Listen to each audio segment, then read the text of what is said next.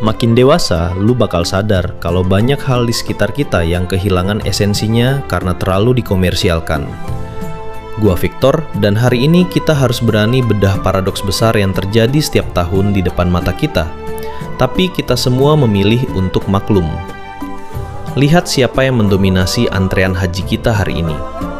Lansia yang fisiknya sudah melemah, bahkan sebagian harus dipapah. Padahal syarat paling mendasar dari ibadah ini adalah istita'ah. Mampu bukan cuma secara finansial, tapi juga fisik. Rasulullah Shallallahu Alaihi Wasallam bersabda dalam hadis riwayat Tirmidzi dan Ibnu Majah, ketika ditanya tentang apa itu sabil dalam ibadah haji, beliau menjawab, bekal dan kendaraan. Kendaraan di era modern bukan cuma soal tiket, tapi tubuh yang sanggup menempuh perjalanan berat itu sendiri. Kita lupa sejarah. Rasulullah menyuruh para pria membuka bahu kanan mereka saat tawaf, yang disebut dengan gerakan ittiba, bukan tanpa alasan kosmetik. Saat umrah qodho, kaum musyrikin Mekah mencemooh bahwa umat Islam telah dilemahkan oleh demam Yatsrib. Maka Nabi memerintahkan para sahabat untuk memperlihatkan kekuatan mereka. Dalam hadis riwayat Bukhari dan Muslim, Ibnu Abbas menceritakan bahwa Nabi menyuruh sahabat melakukan ramal dan membuka bahu agar orang-orang kafir melihat bahwa umat Islam itu kuat, perkasa, dan siap secara fisik. Haji itu simbol kekuatan geopolitik dan fisik umat, bukan panggung pamer kerapuhan. Lalu kenapa realitanya berbalik? Jawabannya ada pada birokrasi dan buruknya pengelolaan.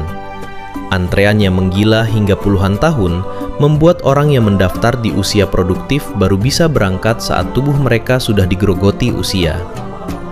Ini diperparah oleh manajemen ego sektoral. Setiap musim haji usai, yang kita tonton di media adalah sirkus saling tuding.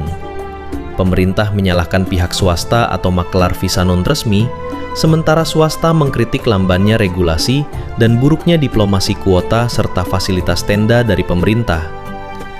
Jamaah yang sudah membayar mahal akhirnya hanya menjadi komoditas di tengah pusaran bisnis miliaran dolar, tanpa jaminan kelayakan fasilitas di tanah suci.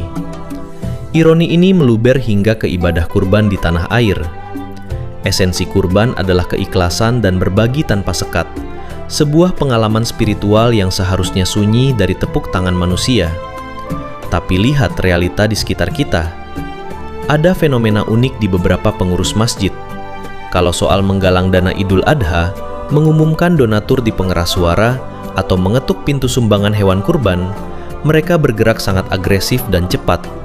Tapi giliran melihat tetangga yang kelaparan di radius beberapa meter dari kubah masjid, atau warga lokal yang terjerat kemiskinan struktural sehari-hari, entah kenapa manajemen masjid itu mendadak amnesia dan buta.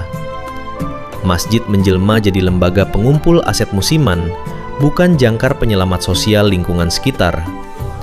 Sudah saatnya kita balikan lagi marwah dan esensi Idul Adha ke tempat yang semestinya. Solusinya harus radikal. Pertama, secara sistemik, pemerintah harus berani merombak prioritas kuota haji berdasarkan kelayakan fisik dan usia produktif terlebih dahulu, bukan sekedar urutan nomor porsi yang kaku karena sistem finansial. Kedua, ubah alokasi dana kurban.